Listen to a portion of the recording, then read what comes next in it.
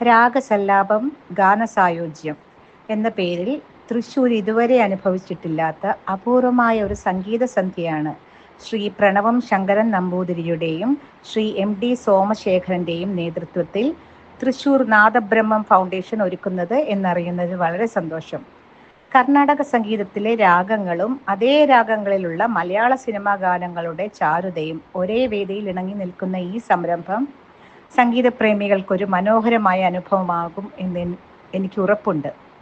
November 8-ാം തീയതി തൃശ്ശൂർ സാഹിത്യ academy ഓഡിറ്റോറിയത്തിൽ സംഗീതരംഗത്തെ മഹാരഥന്മാരെ ഉൾപ്പെടുത്തി ഈ അതുല്യമായ സംഗീതയാത്ര ഒരുക്കുന്ന നാദബ്രഹ്മം ഫൗണ്ടേഷനും പങ്കെടുക്കുന്ന എല്ലാ ഗായകർക്കും സംഘാടകർക്കും ഹൃദയം നിറഞ്ഞ അഭിനന്ദനങ്ങളും ആശംസകളും നേരുന്നു.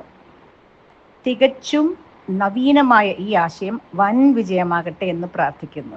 നമസ്കാരം. ഞാൻ നിങ്ങളുടെ സുജാത ചേച്ചി.